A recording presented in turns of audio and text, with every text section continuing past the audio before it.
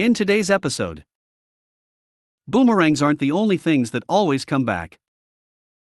Date time, too hard for users. User had to drive to the office. Before we get started, make sure to subscribe so you will never miss a video. So let's get started. Boomerangs aren't the only things that always come back. This is yet another one of the tales from yesteryear, and the exploits of yours truly, the repair guy, at this time operating in my alter ego as television repairman. In my never-ending search for truth, justice, and a really good picture, I've run into some of the oddest problems one can imagine. The one in this story is best described as what to do and what not to do when the customer declines to repair his TV. One of our biggest ongoing problems were what we called boomerang sets. My shop offered a free estimate if you brought the TV to the shop. If you didn't want to bring it in, or if it was just so big that you couldn't, we would come to you. We charged a $25 fee for a basic service call, but we would waive that if you had your set repaired. Still, the idea of getting something for free was a strong inducement, and it was the rare week that we didn't have a couple dozen sets brought in. We would troubleshoot each one, figure out what would be involved in a repair, and call the customer with the estimate. It was not uncommon for a customer, upon hearing that the repair was going to be more than he wanted to spend, to ask us to just throw it out or something of that nature. People didn't mind dropping the set off for free, but they were far more reticent about coming back to get a set that wasn't going to be repaired. Even if they said they would come back to get it, they often didn't. Initially, we had a dumpster to take care of the dead sets, but the waste company balked at all the glass and metal being thrown away, so we had to find another means of disposal. The local landfill, it would have to be. We would accumulate 15 to 20 sets, and make a run to the dump to get rid of them. An hour's worth of labor to load them all up, run to the dump, pay the dump fee, empty the van, and get back to the shop, but, hey, we had clear shelves. We also had a problem, looming in the waters like a shark. The free estimate. For the next couple of weeks we would be plagued by those same dead television sets coming through our door, brought in by people who had gone to the dump, saw these sets on the pile, and said to themselves, hey, that set doesn't look too bad. It might not cost much to get that TV working. I know where I can get a free estimate. And we would find ourselves working on the same television sets again. Usually we would recognize them when they came in the door, but not always. Sometimes we had to get them on the bench and open to be able to recognize past deceased patients. It was even worse if the set had been at the dump very long. We got them back still warm from the sun beating on them, or dripping water from a recent rainstorm. We got them back reeking of cat urine, or with even more damage than they had when we dropped them off. Still, folks wanted their free estimate. To discourage this, we started writing dead or other things on the glass in Sharpie. The sets would come back with the screen cleaned off. We started to spray paint the screens. A razor blade will take that off. We might even paint the cabinet itself, but that still didn't stop the horde of returning zombies. On one occasion, we stopped to pick up coffee on the way back to the office, and one of our sets was already back at the shop waiting for us. We started leaving the backs off, doing more damage to the sets whatever we could to try to make it obvious that each one was a write-off. Finally, my boss had a brainstorm and started experimenting with ways to break the picture tubes.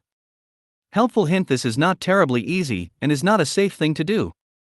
Don't try this, you can be hurt. None of it made any difference. The sets kept rising out of the mist like brigadoon to continue to plague us. My boss was beyond exasperated. Between the time it took to intentionally mar or destroy the sets, carry them to the dump, and greet the survivors when they returned to the shop, we were losing a lot of work time for a small shop. He finally started taking them home, and using his backhoe to bury them in the backyard. He only did that for a while, and in later years when his daughter and her family were living in the house, they had to do a very expensive dig up and clean out of the land, because 40-year-old zombie TVs were clawing their way out of the eroding ground and making things dangerous for their kids. Long after I left, I understand they bought an industrial wood chipper and fitted it with a hood so they could toss a set, close the hood, and have it chewed to ribbons and shards without pieces flying out all over the parking lot. Apparently, even the most die-hard dumpster diver won't bring a bag of metal and plastic shards in for a free estimate. Date time, too hard for users. Well, I just spent another hour swearing at my work computer, so it's probably about time to make a throwaway. I'm a software dev by preference and experience, but my current job is, let's say, pay people right despite terrible software and no written procedures, while handling a flood of panicked IMs from users and coworkers. C. I work for a bank, and banks love having elaborate bonus structures. So elaborate that it takes a small team of developers just to keep this process afloat, as we try to wrest control of payroll away from Joe, who's calculated bonuses on a series of 6 spreadsheets full of pivot tables and broken formulae for the last 15 years, with no oversight, and is leaving in 3 days with no replacement. There's a lot of Joes at my job. Especially since the big corporate restructuring was announced last year. Then, there's the software. It's better than Excel, but a lot worse than a SQL database, despite being built in SQL. It's supposed to be user-friendly, so you don't need to be in IT to use it, which is a complete and total lie. This thing doesn't have booleans, guys. It doesn't have string concatenation. Today, I needed to add a date on a report boss's orders. Users complained, but this system doesn't allow date times in query results. God knows why. Only strings and doubles. So, after fussing around with it for a while, I am my boss. Hey, there should be some simple way to do this, what is it? Apparently, the answer is, we have a static SQL table with every single day since 1960 as a row.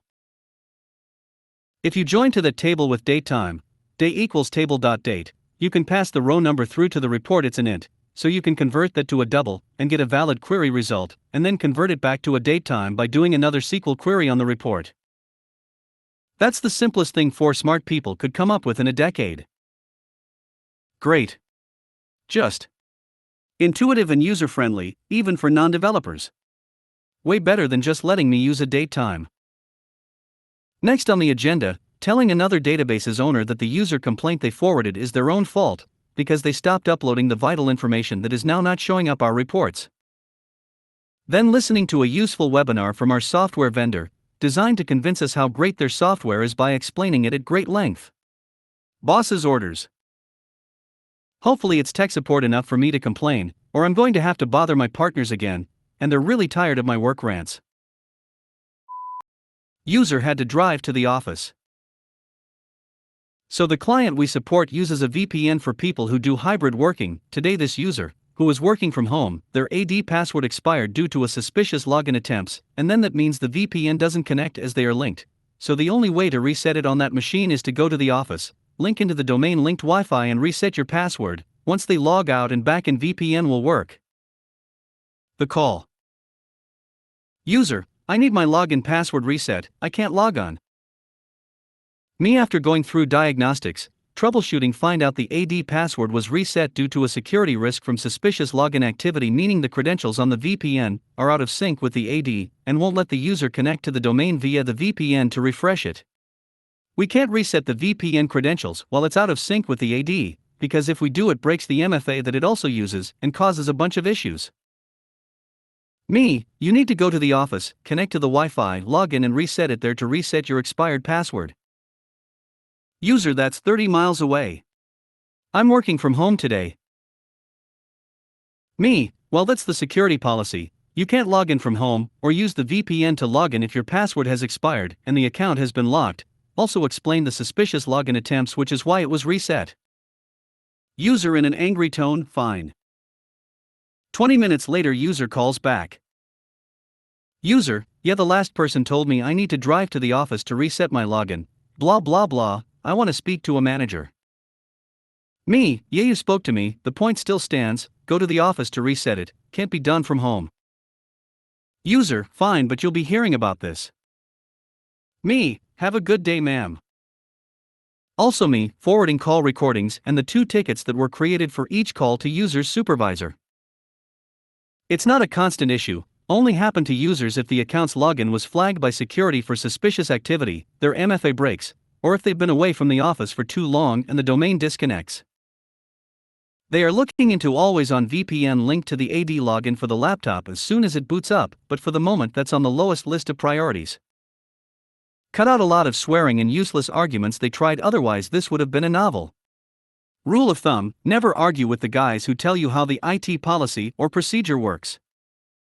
Laughing face. Side note, got dyslexia, so sorry if some words are not correct in terms of grammar. Glad I'm in tech support and not a lawyer, haha.